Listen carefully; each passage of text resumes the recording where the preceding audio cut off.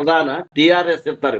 TRS ತಮೋಗುಣ, ಅದಕ್ಕೆ ಬೆನ್ ಹತ್ತಿ ರಜೋಗುಣ, ಆಮ್ಯಾಗ ಅದಕ್ಕೆ ಬೆನ್ ಹತ್ತಿ ಸತ್ವಗುಣ. ಸತ್ವಗುಣ ಕಡಿಮೆ ಇದ್ದವರು ಈ ಮಂತ್ರ ಯೋಗಕ್ಕೆ ಅಧಿಕಾರಿಗಳು ಅಂತ ಕೈವಲ್ಯ ಪದ್ಧತಿ ಯೋಗ ಪ್ರತಿಪಾದನೆ ಮಂತ್ರ ಯೋಗದ ಸ್ಟಾರ್ಟಿಂಗ್ದಾಗನೇ ಹೇಳ್ಯಾರಪ್ಪ. ಇನ್ನ ಇವತ್ತಿನ ದಿವಸ ಲಯ ಯೋಗಕ್ಕೆ ಯಾರ ಅಧಿಕಾರಿಗಳು ಅಂತಂದ್ರ ಮಧ್ಯಮ ಅಧಿಕಾರಿಗಳು. ಯಾರ ಅಧಿಕಾರಿಗಳು?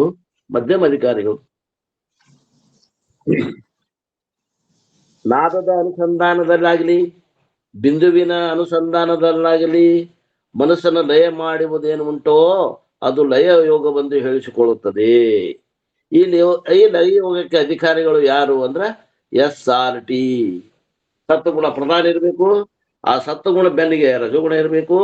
ತಮೋಗುಣ ಅಗದಿ ಕಡಿಮೆ ಇರಬೇಕು. ಇಂಥವ್ರು ಇದಕ್ಕೆ ಅಧಿಕಾರಿಗಳು. ಶರೀರ ಹೆಂಗಿರ್ಬೇಕು? ಸದೃಢ ಇರ್ಬೇಕು. ಬುದ್ಧಿ ಹೆಂಗಿರ್ಬೇಕು? ಚುರುಕಿರ್ಬೇಕು, ವಿವೇಕ ಇರ್ಬೇಕು. ಪುರುಷರೇ ಇದಕ್ಕೆ ಅಧಿಕಾರಿಗಳು ಅಂತ ಹೇಳ್ತಾರೆ. ವಿಶೇಷವಾಗಿ ಪುರುಷರಿಗೆ ಹಿಂಗಿರ್ತದ ಅಂತ ತಿಳ್ಕೊಂಡು ಹೇಳ್ತಾರೆ. ಸ್ತ್ರೀಯರಲ್ಲಿ ಈ ಗುಣಗಳಿದ್ರೆ ಅವರು ಅಧಿಕಾರಿಗಳ. ಅಲ್ಲೇ ಮಂತ್ರ ಯೋಗಕ್ಕೆ ಸ್ತ್ರೀಯರೇ ಅಧಿಕಾರಿಗಳಂತ ಹೇಳಿದ್ರು. ಅಶಕ್ತನು ಅಧಿಕಾರಿಗಳು. ಒಬ್ಬರ ಆಧೀನದಲ್ಲಿ ಇರುವ ಪರಾಧೀನ ಇದ್ದವ, ಸಂಸಾರದಲ್ಲಿ ಸಿಕ್ಕೊಂಡವ ಮಂತ್ರ ಯೋಗಕ್ಕೆ ಅಧಿಕಾರಿ. ಇಲ್ಲಿ ವಿವೇಕಿ ಅಧಿಕಾರಿ. ಲಯ ಯೋಗಕ್ಕ ವಿವೇಕಿ ಅಧಿಕಾರಿ. ನಿಮ್ಮ ಅಧಿಕಾರಕ್ಕೆ ಅನುಗುಣವಾಗಿ ಯೋಗವನ್ನ ಸಾಧಿಸಿ ಮನಸ್ಸಿನ ಏಕಾಗ್ರತೆಯನ್ನ ಮಾಡಿ ಅಂತಕಡೆ ಏಕಾಗ್ರತೆಯಿಂದ ಮನದೋಷ ನಿವೃತ್ತಿ ಮಾಡಿಕೊಂಡು ಮೊದಲ ಕರ್ಮದಿಂದ ನಿಷ್ಕಾಮ ಕರ್ಮದಿಂದ ಮನದೋಷ ನಿವೃತ್ತಿಯಾಗಿರ್ತದ. ವಿಕ್ಷೇಪ ದೋಷ ಅಂದ್ರೆ ಮನಸ್ಸಿನ ಚಂಚಲತೆಯನ್ನ ಯಾವುದಾದರೂ ನಿಮ್ಮ ಪ್ರಕೃತಿಗೆ ಯಾವುದು ಅನುಕೂಲ ಆಗ್ತದ ಆ ಒಂದು ಯೋಗದಿಂದ ಅಂತಕಡೆ ಏಕಾಗ್ರತೆ ಮಾಡಿಕೊಂಡು ಜ್ಞಾನಕ್ಕೆ ಸಾಧನೆ ಆದಂತ ಶ್ರವಣಕ್ಕೆ ಬರಬೇಕು ಅನ್ನುವಂಥದ್ದು ಇದು ಆಶಯ. ಹೇಳ್ತಾರೆ ನೋಡಿ, ಲಯೋಗ ಪಡೆದು ಜಪಿಸಿ ನೋಡಿ ಕೇಳಿ ನೆನೆದು ನಿಜದೊಳಗೂಡಿ ಸುಖಿಸಬಲ್ಲೊಡೆ ಮುಕ್ತನಹನು. ಇಲ್ಲೇ ಮುಕ್ತನಹನು ಅಂದ್ರೆ ಜ್ಞಾನದ್ವಾರ ಮುಕ್ತನಹನು. ಇಷ್ಟ ಅರ್ಥ ಮಾಡ್ಬೇಕು. ಮುಕ್ತ ಅನ್ನೋದ್ಲೇನೆ ಲಯೋಗ ಮಾಡಿದನ ಮುಕ್ತ ಅಕ್ಕನ ನೋ.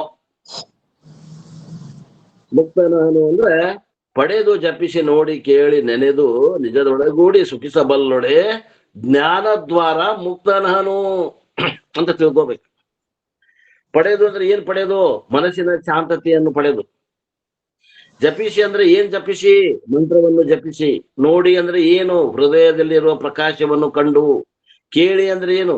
ಅನೇಕ ವಿಧವಾದ ನಾದಗಳನ್ನು ಕೇಳಿ.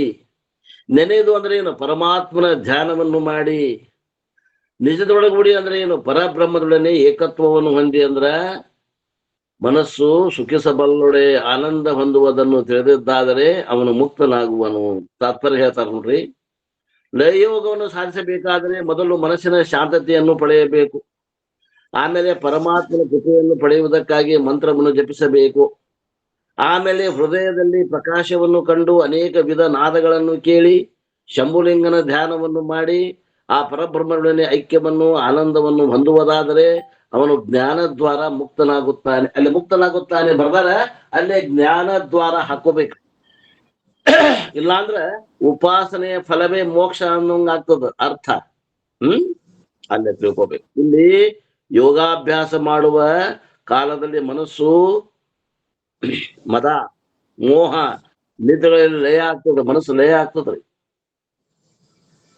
ಅದು ಯಥಾರ್ಥ ಉಪದೇಶ ಮಾಡಿ ಅದಕ್ಕೆ ಅಂತ ಮನಸ್ಸಿಗೆ ಯಥಾರ್ಥ ಉಪದೇಶವನ್ನ ಮಾಡಿ ಅವುಗಳಿಂದ ನಿವೃತ್ತಿ ಮಾಡಿಸಬೇಕು.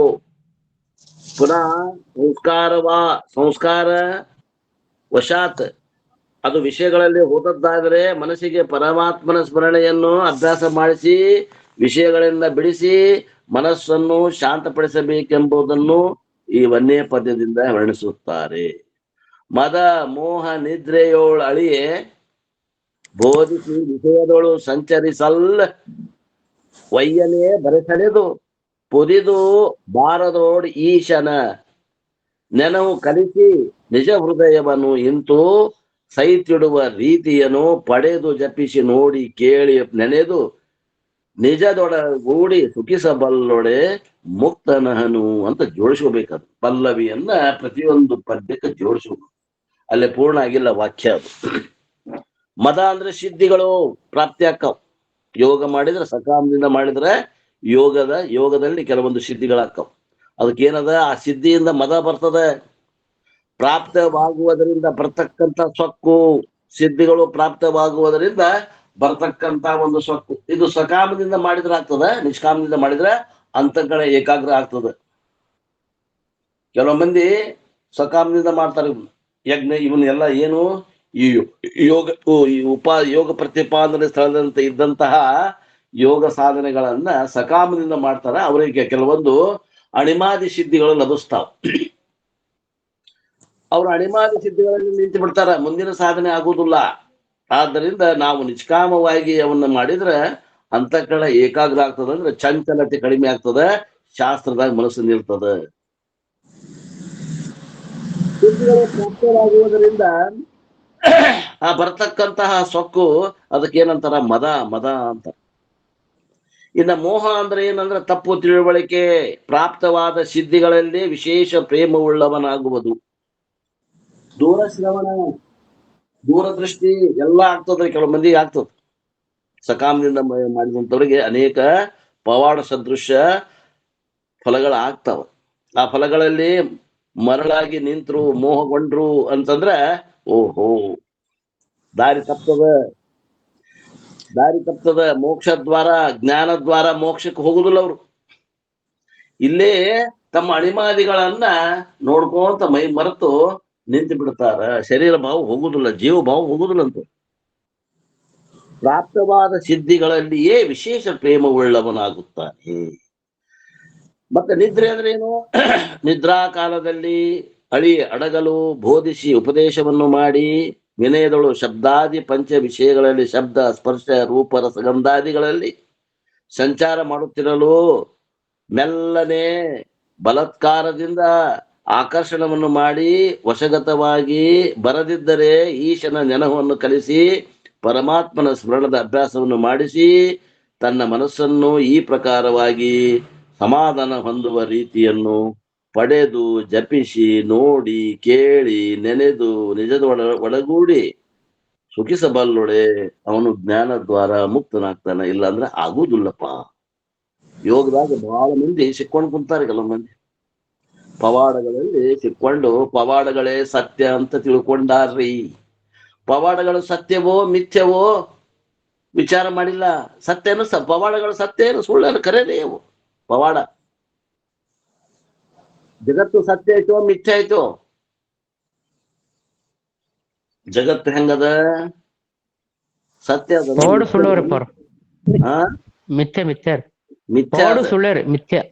ಪವಾಡ ಸುಳ್ಳೆ. ಅದು ಬಹಳ ಮಂದಿಗೆ ಇದು ಇದು ಏನಾಗ್ತದ ಅಂದ್ರೆ ಈ ಮಾತು ಕಹಿ ಅನಿಸದ. ಬಹಳ ಮಂದಿ ಹೇಳಕ ಹೋಗುದಿಲ್ಲ ಆ ಮಾತನ್ನ. ಇಲ್ಲಿ ಮನಸ್ಸು ನಗ್ತು ಅಂತಂದ್ರ ಬಾ ಬಾ ಬಾ ಬಾ ಬಾ ಈ ಬಹಳ ಆಕರ್ಷಣೆ ಇರ್ತಾವ್ರಿ ಈ ಪವಾಡಗಳು. ನೋಡ್ರಿ, ಆದ್ದರಿಂದ ಪವಾಡದ ಬಲೆಯಲ್ಲಿ ಸಿಲುಕಬಾರ್ದು ನಿಜವಾದ ಸಾಧಕನಿದ್ರೆ. ಅದಕ್ಕೆ ಏನ್ ಮಾಡ್ತಾರ, ನಿಷ್ಕಾಮದಿಂದ ಆ ಉಪಾಸನೆಗಳನ್ನ ಮಾಡಿ ಅಲ್ಲಿಂದ ಅಭಿಮಾನ ಇರಬಾರ್ದು. ಯೋಗಾಭ್ಯಾಸವನ್ನು ಮಾಡುವ ಕಾಲದಲ್ಲಿ ಮನುಷ್ಯನಿಗೆ ಮದ ಬರ್ತದೆ ಸಕಾಮದಿಂದ ಮಾಡಿದ್ರೆ. ಯಾಕಂದ್ರೆ ಯೋಗದಿಂದ ಇವನಿಗೆ ಇಚ್ಛೆಯಿಲ್ಲದಿದ್ದರೂ ಅನೇಕ ಸಿದ್ಧಿಗಳು ಪ್ರಾಪ್ತವಾಗುತ್ತವೆ. ಬೆಂಗಳೂರಿನ ಇವನ್ ಬಗ್ಗೆ ಮಾತಾಡಿದ್ರೆ ಇವನ್ ಗೊತ್ತಾಗತ್ತೆ. ದೂರಶ್ರವಣ ಅಂತಾರ. ದೂರಶ್ರವಣ, ದೂರ ದೃಶ್ಯಗಳು ಕಾಣ್ತಾವೆ ಇವಂಗ. ಏನ್ರಿ? ಯಾರು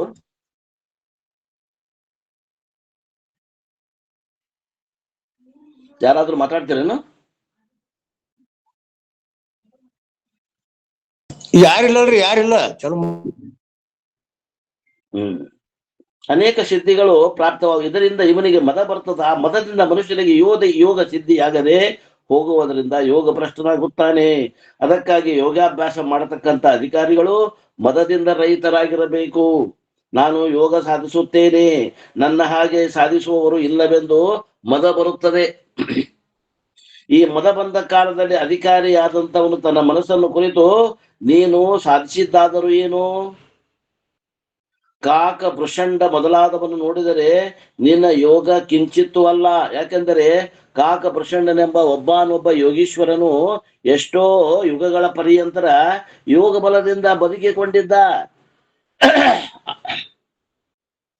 1400 ವರ್ಷ ಆಯುಷ್ಯವನ್ನ ಹೊಂದಿದ್ರು ಎಷ್ಟೋ ಮಂದಿ. ಅಂದ್ರೆ ಒಂದು 100 ವರ್ಷ ನಮಗೆ ಪರಮಾತ್ಮ ಕೊಟ್ಟಿದ್ದಾನ. ಅವರು ಮರಣ ಬಂದಾಗ ಮಸ್ತಕಕ್ಕ ನಮ್ಮ ಪ್ರಾಣವನ್ನು ಒಯ್ದು ನಿಲ್ಲಿಸ್ತಾರ. ಅದು ದಾಟ್ತು ಪೀರಿಯಡ್ ಅಂದ್ರೆ ಮತ್ ಬದುಕ್ತೈತು ಶರೀರ. ಈ ರೀತಿ 1400-1500 ವರ್ಷ ಬದುಕಿದವರು ಅದಾರ ಯೋಗ ಸಾಧನೆಯಿಂದ ಈ ಆಯುಷ್ಯವನ್ನ ಹೆಚ್ಚಿಗೆ ಮಾಡ್ಕೊಂಡ್ರ ಆಯ್ತೇನ್ರಿ? ಅದು ಮೋಕ್ಷ ಏನ್ರಿ? ಅದು ದೂರಶ್ರವಣ ದೂರದೃಷ್ಟಿ ಆತು, ಅದು ಏನು ಪವಾಡ ಆತು. ನೀ ಹಿಂಗ ಮಾತಾಡಿದ್ ನನ್ನ ಬಗ್ಗೆ ಅಂತ ಹೇಳ್ತಾನ. ಇದು ಸಾಧನೆ ಏನು? ಮೋಕ್ಷ ಏನು ಹೇಳ್ರಿ? ಇದು ಮೋಕ್ಷ ಏನು? ಅಲ್ರಿ ಅಪ್ಪರೇ. ಅಲ್ಲಿ ತಿಳ್ಕೊಬೇಕ್ರಿ ನಾವು. ಇವು ಸಾಧಕನ ಜೀವನದಲ್ಲಿ ಅನಿವಾರ್ಯ ಬರ್ತಾವ. ಸಿದ್ಧಿಗಳು ಅವು ಬರ್ತಾವ, ಇಲ್ಲಂತಲ್ಲ. ಅವುಗಳಿಗೆ ಮೈ ಮರಿಬಾರದು. ಅವು ತಾವೇ ಜರುಗ್ತಿರ್ತಾವ, ಇಲ್ಲಂತಲ್ಲ. ಅವುಗಳ ಬಗ್ಗೆ ಅಭಿಮಾನ ಪಟ್ಟು ಅಲ್ಲಿ ನಿಂದ್ರಬಾರದು. ಸಾಧನೆ ಕುಂಠಿತ ಆಗ್ಬಾರದು, ಅಭಿಮಾನನೂ ಪಡಬಾರದು. ಅವು ಪವಾಡಗಳು ಮಿಥ್ಯಾ ಅಂತ ತಿಳ್ಕೊಂಡು ಅವುಗಳನ್ನ ನಾವು ಕಸ ಅಂತ ತಿಳ್ಕೊಬೇಕು. ಅವುಗಳಿಗೆ ಗೌರವ ಕೊಡಕ್ ಹೋಗ್ಬಾರದು, ಅವುಗಳಿಗೆ ಹೆಮ್ಮೆ ಪಡಕ್ ಹೋಗ್ಬಾರ್ದು ಅಂತ ಹೇಳ್ತಾರೆ. ಅಂತ ಕಾಕಪೃಷಂಡನೆಂಬ ಯೋಗಿಯನ್ನ ನೋಡಬೇಕೆಂದು ವಸಿಷ್ಠರು ಹೋದ್ರಂತ. ಅವರಿಗೆ ಒಳ್ಳೆಯ ಉಪಚಾರ ಮಾಡಿ ಕ್ರೋಡಿಸಿ ನಮಸ್ಕರಿಸಿ ವಿನಯಪೂರ್ವಕವಾಗಿ, ಸ್ವಾಮಿ ತಾವು ಯಾವುದರ ಉದ್ದೇಶವಾಗಿ ಇಲ್ಲಿಗೆ ಬಂದಿರಿ ಎಂದು ಕೇಳಿದಾಗ, ಆಗ ವಸಿಷ್ಠರು ನಾನು ಯಾರು ತಮಗೆ ಗೊತ್ತುಂಟೋ ಎಂದು ಕೇಳಿದರಂತೆ. ಆಗ ಕಾಕಪೃಷಂಡ್ರು ಏನಂದ್ರಂದ್ರ, ನೀನು 8ನೇ ವಸಿಷ್ಠ ಅಂತ ಹೇಳಿದ್ನಂತವ. ಅಂದ್ರ ಅಷ್ಟು ವರ್ಷ 8ನೇ ವಸಿಷ್ಠ ಹುಟ್ಟು ಮಠನು ಒಬ್ಬನ ಅದ ನಿಮ್ಮ ಯಾರು ಕಾಕಪೃಷಂಡ ಎಂಬ ಯೋಗಿ. ಅಷ್ಟು ಆಯುಷ್ಯಗಳು ಕಳೆದಾನಂತ. ನೀವು 7 ಸಾರಿ ಅವತಾರ ಸಮಾಪ್ತಿ ಮಾಡಿದ್ದನ್ನು ನಾನು ನೋಡಿದ್ದೇನೆ ಅಂತ ಹೇಳ್ತಾನವ. ಏನ್ರಿ? ನೀವು 7 ಸಾರಿ ಅವತಾರ ಮಾಡಿದ್ದು ವಸಿಷ್ಠರ ನಾನು ನೋಡಿದ್ದೀನಿ ಅಂತ ಯಾರು ಹೇಳಿದ್ರು ಅಂದ್ರೆ ಕಾಕಪೃಷಂಡನೆಂಬ ಒಬ್ಬನೊಬ್ಬ ಯೋಗಿ ಹೇಳ್ತಾನೆ. ಇದು ನಿಮ್ದು 8ನೇ ಅವತಾರವೆಂದು ಹೇಳಿದ್ರಂತೆ. ಆಗ ಕೃಷ್ಣನು 30 ಸಾರಿ ಹುಟ್ಟಿದ್ದನ್ನು ನಾನು ನೋಡಿದ್ದೇನೆಂದು ಹೇಳಿದರಂತೆ. ಕೃಷ್ಣ 30 ಸಾರಿ ಹುಟ್ಟಿದ್ದನ್ನ ನಾನು ನೋಡೇನಿ ಅಂತ ಹೇಳಿದ್ನಂತಾವ ಕಾಕಪೃಷಂಡ ಅನ್ನುವಂತ ಯೋಗಿ. ಅಂದ್ರ ಆಯುಷ್ಯವನ್ನ ಹೆಚ್ಚಿಗೆ ಮಾಡ್ಕೊಂಡಿದ್ದಾವ ಯೋಗ ಶಕ್ತಿಯಿಂದ, ಸಕಾಮದಿಂದ ಮಾಡಿದ್ದ. ಅದು ಮನಸ್ಸಿನ ಶಕ್ತಿ. ಅದು ಯಾರು ತಪಸ್ಸು ಮಾಡ್ತಾರ, ತಪಸ್ಸು ಮಾಡಿದಂತ ಮನಸ್ಸಿಗೆ ಒಂದು ಶಕ್ತಿ ಇರ್ತದ. ಅವ್ರು ಏನು ಸಂಕಲ್ಪ ಮಾಡ್ತಾರ ಆ ಸಂಕಲ್ಪ ಆಗ್ತದ. ಎಲ್ಲ ಜ್ಞಾನಿಗಳು ಪವಾಡ ಪುರುಷರ ಮಾಡ್ಬೇಕು ಅಂತ ಏನ್ ನೇಮ್ ಇಲ್ಲ. ನಮ್ಮ ಮೂರ್ಖ ಜನ ಈ ಪವಾಡಗಳಿಗೆ ಮಳ್ಳಾಕಾರ. ನಿಜವಾಗಿ ಪವಾಡವನ್ನ ಮಾಡುವಂತಹ ಜ್ಞಾನಿಗಳು ಯಾರಾದ್ರೂ ಇದ್ರ ಅವರು ತಮ್ಮ ಈ ಜ್ಞಾನಕ್ಕೆ ಬರ್ಲಿ ಅನ್ನುವಂತ ಉದ್ದೇಶದಿಂದ ಪವಾಡ ಮಾಡ್ಯಾರ ಹೊರತು ಪವಾಡ ಮಾಡ್ಬೇಕಂತ ಮಾಡಿಲ್ಲ ಅವರು. ಆತ್ಮೀಯರೇ, ಜ್ಞಾನಕ್ಕಿಂತ ಪವಾಡ ದೊಡ್ಡದಲ್ಲ, ತಿಳ್ಕೊಡ್ರಿ. ಮನಸ್ಸಿಗೆ ಬಹಳ ರಂಜನೆ ಇದು ಕೊಡ್ತದ. ಆ ಪವಾಡಗಳು ಬಹಳ ರಂಜನೆ ಕೊಡ್ತಾವ. ಅವ ಹೇಳಿದಂತ ಕೃಷ್ಣ 33 ಸಾರಿ ಹುಟ್ಟಿದ್ದನ್ನು ನಾನ ನೋಡೇನಿ ಅಂತ ಕಾಕಪೃಷಂಡ ಅನ್ನುವಂತ ಒಬ್ಬ ಯೋಗೀಶ್ವರ ಹೇಳಿದ್ನಂತ.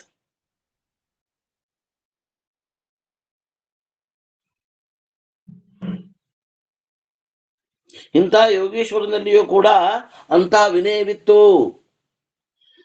ಅವರಂತ ಯೋಗ ಸಿದ್ಧಿಯನ್ನು ನೀನು ಪಡೆದಿಲ್ಲ ಅಂದ ಮೇಲೆ ನೀನು ಯಾಕೆ ಮದವುಳ್ಳವನಾಗ್ತಿದಿ? ಅಂತವ್ರಿಗೆ ಅದ್ರ ಬಗ್ಗೆ ಅಭಿಮಾನ ಇಲ್ಲ.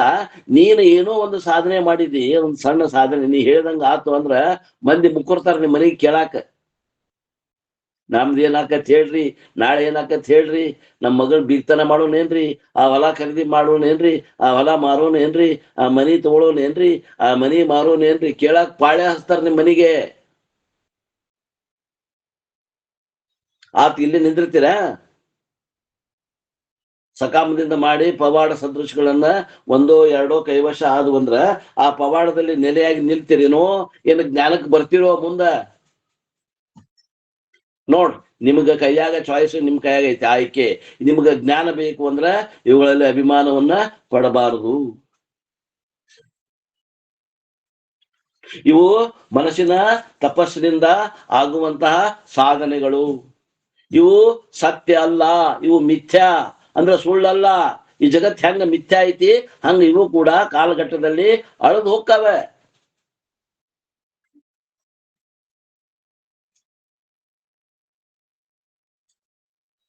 ಅಂದ ಮೇಲೆ ನೀನು ಯಾಕೆ ಮದವುಳ್ಳವನಾಗುತ್ತಿ ಎಂದು ಮನಸ್ಸಿಗೆ ಉಪದೇಶವನ್ನು ಕೊಡಬೇಕಾಗ್ತದ. ಆತ್ಮೀಯರೇ, ಮನಸ್ಸಿಗೆ ಗುರು ಸಾನ್ನಿಧ್ಯ ಇದ್ರೆ ಗುರು ಹೇಳ್ತಾರೆ ಈ ಮಾತನ್ನ. ಇಲ್ಲ ಅಂದ್ರ ಮಂಗ್ಯನ ಕೈಯಾಗ ಮಾಣಿಕ್ಯ ಸಿಕ್ಕಂಗಾಗ್ತದ. ಮೊದಲ ಮಂಗ್ಯ, ಮನಸ್ಸು ಅನ್ನುವಂತ ಮಂಗ್ಯ, ಆ ಮಂಗ್ಯನ ಕೈಯಾಗ ಪವಾಡ ಮಾಡುವ ಸಾಮರ್ಥ್ಯ ಏನಾದ್ರು ಸಿಕ್ತು ಅಂತಂದ್ರ ಆ ಮಂಗ್ಯನ ಕೈಯಾಗ ಮಾಣಿಕ್ಯ ಕೊಟ್ಟಂಗಾಗ್ತದ. ಗುರು ಬೇಕು ಹಿಂದ. ಯೋಗಾಭ್ಯಾಸ ಮಾಡುವ ಕಾಲದಲ್ಲಿ ಮೋಹ ಉತ್ಪತ್ತಿಯಾಗುವುದು ಸ್ವಾಭಾವಿಕ. ಕಷ್ಟ ಸಾಧನೆ ಮಾಡಿರ್ತಾನವ, ಕಷ್ಟದಿಂದ ಸಾಧನೆ ಮಾಡಿರ್ತಾನ, ಅದನ್ನ ಹಗುರ ಸಾಧನೆ ಆಗಿರುವುದಿಲ್ಲ. ಯಾಕಂದ್ರೆ ಯೋಗದಲ್ಲಿ ಸಿದ್ಧಿಗಳು ಪ್ರಾಪ್ತವಾಗುತ್ತದೆ ಎಂದು ಪೂರ್ವದಲ್ಲಿ ನಾವು ಹೇಳಿದ್ದೇವೆ.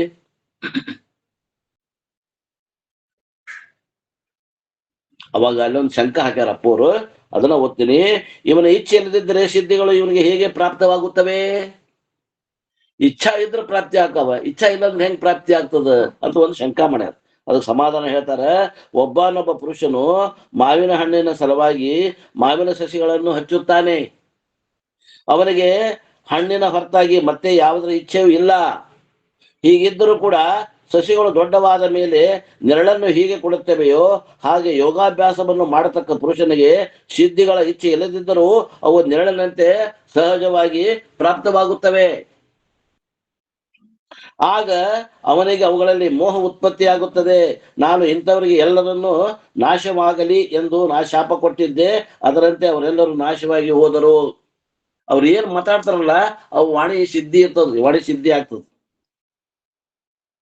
ನಾನು ಇಂಥ ಜನ ಎಲ್ಲ ನಾಶ ಆಗ್ಲಿ ಅಂತ ಶಾಪ ಕೊಟ್ಟಿದ್ದೆ, ಅವರೆಲ್ಲ ನಾಶ ಆಗಿ ಹೋದರು. ನಾನು ಇಂಥವ್ರಿಗೆ ಗಂಡು ಮಗು ಆಗಲಿ ಎಂದು ಹೇಳಿದ್ದೆ, ಅದರಂತೆ ಅವ್ರಿಗೆ ಆಯ್ತು. ಏನ್ರಿ ಅಪ್ಪ ಅವರು ಬರೀತಾರ.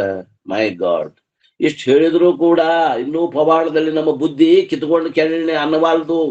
ಇನ್ನೂ ಅಲ್ಲೇ ಸಿಕ್ಕೊಂಡು ಬಿದ್ದದ ಸಾಕಷ್ಟು ಮಂದಿಗೆ, ನಮ್ಮನ್ನ ನಿಮ್ಮನ್ನ ಹಿಡ್ಕೊಂಡು. ಅವ್ರು ಏನ್ ಬರಿಬೇಕು ಬರೆದ್ ಬಿಟ್ಟಾರ, ಹೇಳ್ಬಿಟ್ಟಾರ ಅಪ್ಪವ್ರು. ಸಿದ್ಧಾರೂಢರು ಹೇಳಿದ್ದನ ಶಿವಪುತ್ರಪ್ಪನವ್ರು, ಇದು ಯಾರು ಚಿಕ್ಕರಾಮಾರೂಢರು ಬರೆದಾರ. ಅವತಾರಿ ಪುರುಷರು, ಪರಮಾತ್ಮನ ಅವತಾರ ಸಿದ್ಧಾರೂಢರೇ ಅವತರಿಸಿ ಬಂದು ಹೇಳಿದ ಮಾತುಗಳು. ಸಾಮಾನ್ಯರಲ್ಲ ಸಿದ್ಧಾರೂಢರು. ಇಷ್ಟು ಘಂಟಾನಾದದಿಂದ ಅವ್ರು ಹೇಳಾಗತ್ತಾರ. ಮತ್ತು ಪವಾಡಕ್ಕ ಬೆನ್ ಹತ್ತೇವಂದ್ರ ತಗೊಂಡು ಪಡ್ಕೋಬೇಕು ನಾವು. ನಮ್ಮಂತ ಸಾಮಾನ್ಯರಲ್ರಿ, ಅನೇಕ ಯೋಗಿಗಳು, ಅನೇಕ ಸನ್ಯಾಸಿಗಳು ಯೋಗದ ಬಲದ ಮ್ಯಾಗ ತಾಸ್ಗಟ್ಲೆ ಇವತ್ತು ಅದನ್ನ ಮಾತಾಡ್ತಾರ. ಶಾಸ್ತ್ರಕ್ಕ ಜ್ಞಾನಕ್ಕೆ ಬರುದಿಲ್ಲ, ಅಲ್ಲೇ ನಿಂತು ಬಿಡ್ತಾರ. ಸಾಧನೆ ಕುಂಠಿತ ಆಗ್ತದ. ಆತ್ಮೀಯರೇ, ಯಾಕೆ ಎಷ್ಟು ಒತ್ತಿ ಹೇಳಾಗತ್ತೇನಿ ಅಂತಂದ್ರ ನಮ್ಮ ಗುರುಗಳ ಹತ್ರ ನಾನು ಇದನ್ನ ಕಾಡಿ ಬೇಡಿನ ತಿಳ್ಕೊಂಡಿದ್ದೇನೆ. ಅದಕ್ಕೆ ಇಷ್ಟು ಚಾಲೆಂಜಬಲ್ ಆಗಿ ಹೇಳಾಗತ್ತೇನೆ. ಇಲ್ಲಿ ವಾಕ್ಯಗಳನ್ನು ಹಂಗ ಅದಾವು.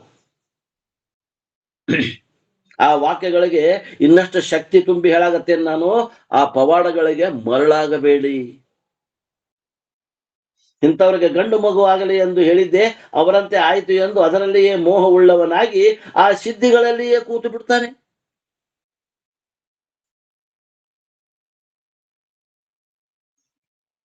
ಮುಂದಿನ ದಾರಿ ಗೊತ್ತಾಗುದಿಲ್ಲ, ಕಾಣುದಿಲ್ಲ. ಮುಂದೆ ಎಲ್ಲಿಗೆ ಹೋಗ್ಬೇಕಾಗಿದೆ? ಯೋಗಾಭ್ಯಾಸವನ್ನ ಮಾಡಿ ಮುಂದಿನ ಸಾಧನೆ ಯಾವ್ದ್ರಿ ಮೋದಿಯವ್ರ? ಮುಂದಿನ ಸಾಧನೆ ಯಾವ್ದದ ಇವಂಗ? ಧ್ಯಾನ ಸಿದ್ಧಿರಪ್ಪ ಅವ್ರ. ಜ್ಞಾನ ಸಿದ್ಧಿಯಾಗಿ ಶ್ರವಣ ಮನನ ನಿಧಿಧ್ಯಾಸನ ಮಾಡಬೇಕಾಗಿದೆ, ಮಾಡುವುದಿಲ್ಲ. ಇಲ್ಲೇ ತನ್ನ ಮೈ ಮರೆತು ತನ್ನ ಒಂದು ಪವಾಡ ಸದೃಶವಾದಂತ ಜನರ ಮಧ್ಯದಲ್ಲಿ ತನ್ನ ಅಹಂಕಾರ, ತನ್ನ ಮದವನ್ನು ಇಟ್ಟುಕೊಂಡು ಸಾಧನೆ ಕುಂಠಿತಗೊಳಿಸಿ ಅಲ್ಲೇನೆ ತೃಪ್ತಿ ಪಡ್ತಾನ ನೋಡ್ರಿ. ಇದಕ್ಕೇನ್ ಅನ್ಬೇಕು? ವರ ಅನ್ಬೇಕು, ಶಾಪ್ ಅನ್ಬೇಕ್ರಿ? ಶಾಪನ ರೆಪ್ಪರ.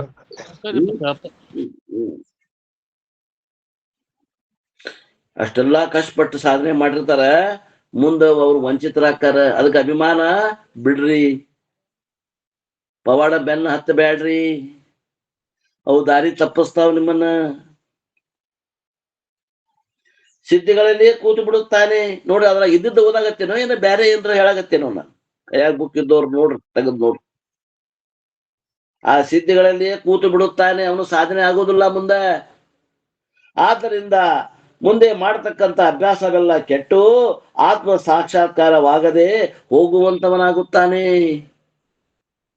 ಆ ಕಾರಣದಿಂದ ಅಧಿಕಾರಿಯು ಯೋಗಾಭ್ಯಾಸದಲ್ಲಿ ಬರ್ತಕ್ಕಂಥ ಸಿದ್ಧಿಗಳಲ್ಲಿ ಮೋಹವುಳ್ಳವನಾಗಬಾರದು.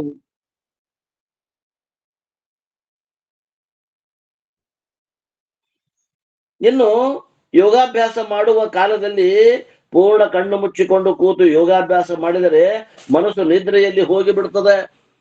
ಪೂರ ಕಣ್ಣು ಮುಚ್ಚಿದ್ರೆ ನಿದ್ದಿನ ಮಾಡ್ತಾನವ, ಕುಂತ ನಿದ್ದೆ ಮಾಡ್ತಾನ ಅಷ್ಟೇ. ಹಾಸಿಗೆಯಾಗಿ ಮಲ್ಕೊಂಡಲ್ಲ, ಕುಂತಲೇ ನಿದ್ದೆ ಮಾಡ್ತಾನೆ. ಅದಕ್ಕ ಪೂರ್ಣ ಕಣ್ಣು ಮುಚ್ಚಬೇಡ್ರಿ. ಪೂರ ಕಣ್ಣು ತೆಗೆದ್ರೆ ಡಿಸ್ಟರ್ಬ್ ಆಕತಿ, ವಿಕ್ಷೇಪ ಆಕತಿ ಮನಸ್ಸು. ಅದಕ್ಕ ಪೂರ ಕಣ್ಣು ಮುಚ್ಚಬೇಡ್ರಿ, ಪೂರ ಕಣ್ಣು ತೆಗಿಬೇಡ್ರಿ, ಅರೆಗಣ್ಣು ಹೇಳ್ತಾರ. ಕಣ್ಣು ಪೂರ್ಣ ತೆರೆದರೆ ಮುಂದೆ ಕಾಣ್ತಕ್ಕಂಥ ವಿಷಯಾದಿಗಳಲ್ಲಿ ಮನಸ್ಸು ಹೋಗುತ್ತದೆ. ಇದರಿಂದ ಯೋಗಾಭ್ಯಾಸವೆಲ್ಲವೂ ಕೆಟ್ಟು ಹೋಗುತ್ತದೆ. ಅದಕ್ಕಾಗಿ ಪೂರ್ಣ ಮುಚ್ಚದೆ ಕಣ್ಣುಗಳನ್ನು ಪೂರ್ಣ ಮುಚ್ಚದೆ, ಕಣ್ಣುಗಳನ್ನು ಪೂರ್ಣ ತೆರೆಯದೆ, ಅರ್ಧ ಕಣ್ಣು ಮುಚ್ಚಿದ ಕಣ್ಣು ಉಳ್ಳವನಾಗಿ ಯೋಗಾಭ್ಯಾಸವನ್ನ ಮಾಡಬೇಕು. ನಿಮಗ ನಿದ್ದೆ ಬರ್ತೈತೆ ಅಂದ್ರೆ ಆರಾಮ್ ಒಂದ್ ತಾಸು ನಿದ್ದೆ ಮಾಡಿ ಎದ್ದು ಕುತ್ಕೊಂಡು ಮಾರಿ ತೊಳ್ಕೊಂಡು ಜಳಕ ಮಾಡಿ ಧ್ಯಾನಕ್ಕೆ ಕೂಡ್ರಿ, ಯೋಗಕ್ಕೆ ಕೂಡ್ರಿ. ಆ ಯೋಗ ಮಾಡುವ ಹೊತ್ನಾಗ ನಿದ್ರೆ ಬರಬಾರದು. ಅಥವಾ ಯಾವುದೋ ಒಂದು ವಿಚಾರ ಬರ್ತದೆ, ಯಾವ್ದೋ ಕಡೆಯಿಂದ ರೊಕ್ಕ ಬರಬೇಕಾಗಿತ್ತು, ಅದು ಬರ್ಲಿಲ್ಲ ಅನ್ನುವಂತ ಚಿಂತೆ ಇದ್ದಾಗ ನಿಮ್ಮ ಧ್ಯಾನ ಆಗುದಿಲ್ಲ. ಒಂದು ಅರ್ಧ ತಾಸೋ ಒಂದು 15 ನಿಮಿಷ ಆ ವಿಷಯವನ್ನು ನಾನು ಆಮೇಲೆ ನೋಡ್ತೇನೆ ಅಂತ ಅದನ್ನು ಸರಿಸ್ಬೇಕು. ನಿಮ್ಮ ಲಯ ಯೋಗ ಮಾಡುವಂತ ಅಧಿಕಾರಿ ಆ ವಿಚಾರವನ್ನ ನಾನು ಒಂದು 15 ಅಥವಾ ಅರ್ಧ ತಾಸು ಬಿಟ್ಟು ವಿಚಾರ ಮಾಡ್ತೀನಿ, ಆಮೇಲೆ ನನಗೆ ಇನ್ನೂ ಟೈಮ್ ಅದ, ಈಗ ನಾನು ಆ ವಿಚಾರವನ್ನ ಮಾಡೋದಿಲ್ಲ ಅಂತ ಅದಕ್ಕೆ ತಿಳುವಳಿಕೆ ಹೇಳ್ಬೇಕು ಮನಸ್ಸಿಗೆ. ಅದ್ರ ರಮಿಸ್ಬೇಕು, ಆ ಮನಸ್ಸನ್ನ ರಮಿಸ್ಬೇಕು.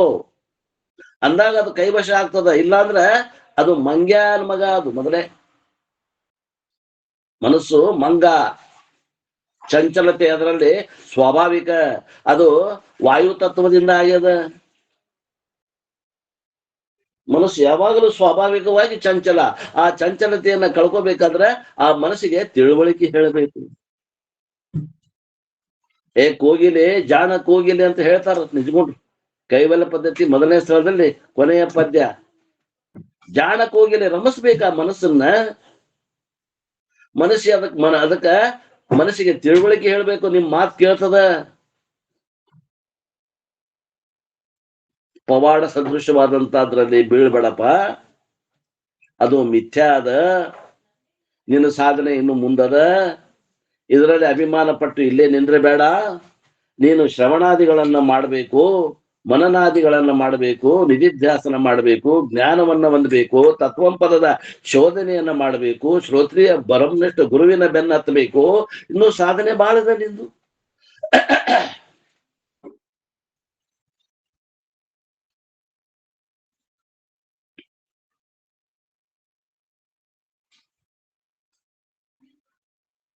ಮನಸ್ಸು ಮೋಹದಲ್ಲಿ, ಮದದಲ್ಲಿ, ಮೋಹದಲ್ಲಿ, ನಿದ್ರೆಯಲ್ಲಿ 3 ಅಡಚಣೆ ಬರ್ತಾವ. ಪ್ರತಿಯೊಬ್ಬರಿಗೆ ಬರ್ತಾವ 3 ಅಡಚಣೆ. ಮದ ಸೊಕ್ಕು, ಮೋಹ ತಪ್ಪು ತಿಳುವಳಿಕೆ, ನಿದ್ರೆ ಅನಾಯಾಸ ನಿದ್ರೆ, ಕಣ್ಣು ಮುಚ್ಚಿರ್ ಸಾಕು ನಿದ್ರೆ. ಇವುಗಳಲ್ಲಿ ಹೋಗುವುದರಿಂದ ಅವುಗಳನ್ನು ಯಥಾರ್ಥವಾದಂತವನ್ನು ಉಪದೇಶಿಸಿ ಅವುಗಳಿಂದ ನಿವೃತ್ತಿ ಪಡಿಸಬೇಕು, ಮನಸ್ಸಿಗೆ ರಮಿಸಬೇಕು. ಪುನಃ ಸಂಸ್ಕಾರವಶಾತ್ ಮನಸ್ಸು ವಿಷಯಾದಿಗಳಲ್ಲಿ ಹೋದದ್ದಾದರೆ ಅದನ್ನು ಆಕರ್ಷಣೆ ಮಾಡಿ ವಿಷಯಾದಿಗಳಲ್ಲಿ ಹೋಗದಂತೆ ಪರಮಾತ್ಮನ ನಾಮಸ್ಮರಣೆ ಅಭ್ಯಾಸವನ್ನು ಮಾಡಿಸಿ ಅವುಗಳಿಂದ ಬಿಡಿಸಬೇಕು. ವಿಷಯಗಳ ಕಡೆ ಹೋಗ್ತದ. ಎಲ್ಲ ಕಡೆ ಬಿಡಿಸಿದ್ರೆ ಅಂದ್ರೆ ವಿಷಯಗಳ ಕಡೆ ಹೋಗ್ತದ. ಲಾಸ್ಟಿಗೆ ಆ ವಿಷಯಗಳಲ್ಲಿ ದೋಷ ದರ್ಶನ ಮಾಡಿಸಬೇಕು. ಶಬ್ದ ಸ್ಪರ್ಶ ರೂಪರಸಗಳಲ್ಲಿ ಇದ್ದಂತ ಸುಖ ಅದು ಅವುಗಳಲ್ಲಿ ಇಲ್ಲ. ಅದು ನಿನ್ನ ಸುಖವೇ ಅಲ್ಲಿ ತೋರ್ಯದ ಅಂತ ತಿಳ್ಕೊಂಡು ಮನಸ್ಸಿಗೆ ಹೇಳಬೇಕು. ಆನಂದ ಹೆಂಗಾಗ್ತೈತಿ ಅನ್ನುವಂಥದ್ದನ್ನ ಪ್ರಕ್ರಿಯೆ ಹೇಳೇವಲ್ಲ, ಆ ಮನಸ್ಸಿಗೆ ಇನ್ನೊಮ್ಮೆ ಅದನ್ನ ನೆನಪಿಸ್ಕೋ. ಪ್ರಿಯ ಮೋದ ಪ್ರವೃತ್ತಿ ಏನ ಪ್ರಿಯ ಮೋದ ಪ್ರಮೋದ ವೃತ್ತಿಗಳ ಮೂಲಕ ಆನಂದ ತೋರ್ತಾ ಇದೆಯಲ್ಲ, ಅದು ನಿನ್ನ ಆನಂದ, ಅದು ಆತ್ಮನ ಆನಂದ ಹೊರತು ಅದು ವಿಷಯಗಳಲ್ಲಿ ಆನಂದ ಇಲ್ಲ. ಆದ್ರಿಂದ ವಿಷಯಗಳಲ್ಲಿ ದೋಷ ದರ್ಶನ ಮಾಡಿಸ್ಬೇಕು ಆ ಮನಸ್ಸಿಗೆ, ಅವಾಗ ಅದು ವಿಷಯಗಳಿಂದ ಬಿಟ್ಟು ಬರ್ತದ. ಆ ಮನಸ್ಸಿಗೆ ಪಟಾಯಿಸ್ಬೇಕು ನಾವು ಹೇಳೋ ಮಾತು ತಿಳುವಳಿಕೆ. ಹಂಗ ಗಿಳಿ ಮಾತು ಹೇಳಿ ಕೇಳುದಿಲ್ಲ. ಹೇಗಂದರೆ ಹಠ ಮಾಡಿ ಹೊರಳಾಡ್ತಕ್ಕಂತ ಬಾಲಕನನ್ನು ಹಿಡಿದು ಹಣ್ಣು ಮೊದಲಾದಂಥವುಗಳನ್ನು ಕೊಟ್ಟು ರಮಿಸಿ ಪುನಃ ಹಠ ಬಾರದ ಹಾಗೆ ಆಟ ಪಾಠಗಳಲ್ಲಿ ಹೇಗೆ ಹಚ್ಚುತ್ತಾರೆಯೋ ಹಾಗೆ ಆ ಮನಸ್ಸಿಗೆ ಪರಮಾತ್ಮನ ನಾಮಸ್ಮರಣೆಯನ್ನು ಹಚ್ಚಿ ವಿಷಯಗಳಲ್ಲಿ ಹೋಗದಂತೆ ಮಾಡಬೇಕು. ಈ ಕಾಮನಿಗೆ ವೈರಿ ಯಾರ್ರಿ? ಕಾಮಣ್ಣಗ ವೈರಿ ಯಾರು? ಪರಮಾತ್ಮ ಶಿವ. ಆ ಶಿವನನ್ನ ಸ್ಮರಣೆ ಮಾಡಿದ್ರೆ ಕಾಮ ಓಡಿ ಹೋಗ್ತಾನೆ. ಯಪ್ಪ ಹಿಂದ ಇವನ್ ನನಗೆ ಸುಟ್ಟಿದ್ದ, ಇವನ್ ಪರಮಾತ್ಮನ ನಾಮಸ್ಮರಣೆ ಮಾಡಾಕತ್ತಾನ ಅಂತ ತಿಳ್ಕೊಂಡು ಕಾಮಣ್ಣ ಅಲ್ಲಿ ನಿರುವುದಿಲ್ಲ.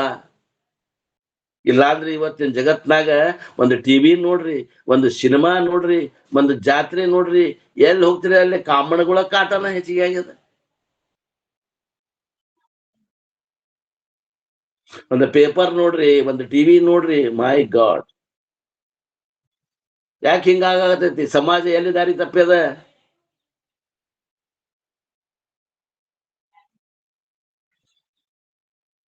ಕಾಮದಲ್ಲಿ ಸುಖ ಇದೆ ಅನ್ನುವಂತ ತಪ್ಪು ತಿಳುವಳಿಕೆ, ಆ ಸುಖ ಇಲ್ಲ ಅನ್ನುವಂತ ದರ್ಶನವನ್ನ ಮನಸ್ಸಿಗೆ ನೀವು ಯಥಾರ್ಥವಾಗಿ ಮಾಡಿಸಿದಾಗ ಅದು ಪರಮಾತ್ಮನಿಗೆ ಹೇಳ್ತದ. ಇಲ್ಲ ಅದೇ ಯಾಕೆ ಹೊಳ್ತೈತ್ರಿ? ಒಂದ್ ಹಣ್ಣಾಗುತ್ತೆ ಇನ್ನೊಂದು ಹಣ್ಣು ಕೊಡುವಂತ ಒಂದು ವಿಷಯದಿಂದ ಒಂದು ವಿಷಯಕ್ಕೆ ಜಿಗದಾಡ್ತೈತಿ ಮಂಗೆ. ಅದು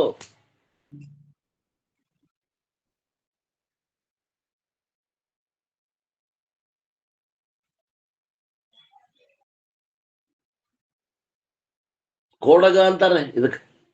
ಕೋಡಗನ ಕೋಳಿ ನುಂಗಿತ್ತ ತಂಗಿ, ಕೋಡಗನ ಕೋಳಿ ನುಂಗಿತ್ತ. ಶರೀಫ್ ಸಾಹೇಬ್ರ ಹಾಡಿದ ಹಾಡ. ಕೋಡಗ ಅಂದ್ರೆ ಏನ್ರಿ? ಮಂಗ. ಯಾವ್ದದು ಮಂಗ? ಮನಸ್ಸು.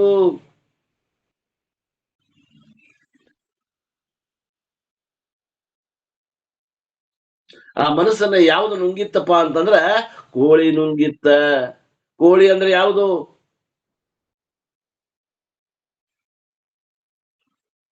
ಪರಮಾತ್ಮ. ಅಜ್ಞಾನ. ಅಜ್ಞಾನ. ಹಾ, ಅಜ್ಞಾನವನ್ನ ಜ್ಞಾನ ನುಂಗಿತ್ತು. ಕೊಡಗನಂದ್ರ ಮಂಗನನ್ನ ಕೋಳಿ ನುಂಗಿತ್ತು ಅಂದ್ರೆ ಓಂಕಾರ ರೂಪ ನಾದ ನುಂಗಿತ್ತು. ಓಂಕಾರವೇ ಅಲ್ಲಿ ಕೋಳಿ.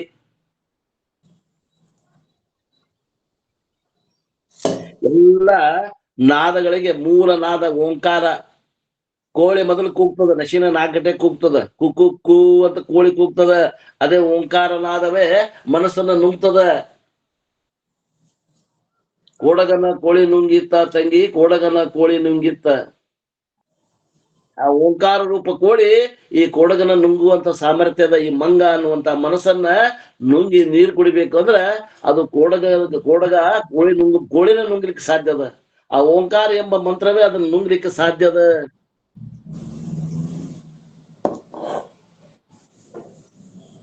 ಅಂತ ಮನಸ್ಸಿಗೆ ಪರಮಾತ್ಮನ ಸ್ಮರಣೆಯನ್ನು ಮಾಡಿಸಿ ವಿಷಯಗಳಲ್ಲಿ ಹೋಗದಂತೆ ಮಾಡಬೇಕು. ಇಷ್ಟೆಲ್ಲ ಸಾಧನೆ ಮಾಡಿರ್ತಾನವ.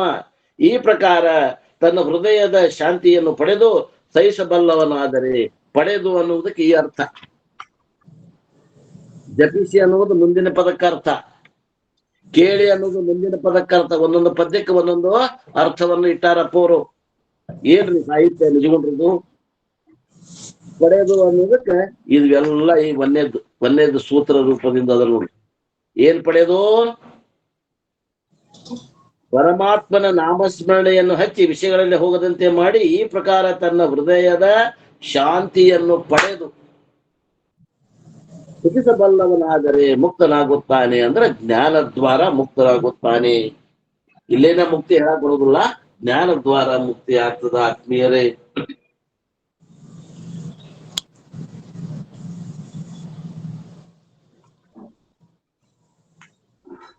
ಇನ್ನು ಜೀವನಿಗೆ 20 ನಿಮಿಷ ಅದ ನೋಡ್ರಿ. ಯಾರು ಮತ್ತೊಬ್ಬರ ಯಾರೋ ಮಾತಾಡ್ತಾರಂದ್ರು, ದುಂಡಣ್ಣವ್ರು. ಕೇಳ್ರಿ ಅವ್ರು ಯಾರು ಮಾತಾಡ್ತಾರ ಇಷ್ಟರ ಬಗ್ಗೆ.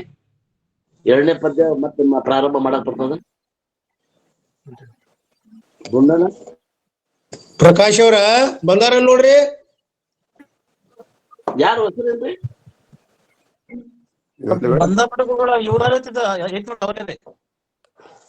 ಅದಾವೇನ್ರಿ ಗುರುಗಳು? ಯಾರೋ ಒಬ್ರು ಹಾ ಅವ್ರು ತೋರಿ, ಅವ್ರು ಕೊಡ್ರಿ. ಇದ್ರ ಮೇಲೆ ಏನ ತಮ್ಮ ಅನುಭವದ ಮಾತುಗಳನ್ನು ಹೇಳೋರಿದ್ರೆ ಹೇಳ್ಬೇಕು ದಯವಿಟ್ಟು. ಯಾರು ಅವ್ರು ನೋಡ್ರಿ, ಅವ್ರ ಹೆಸರು ಹೇಳ್ರಿ.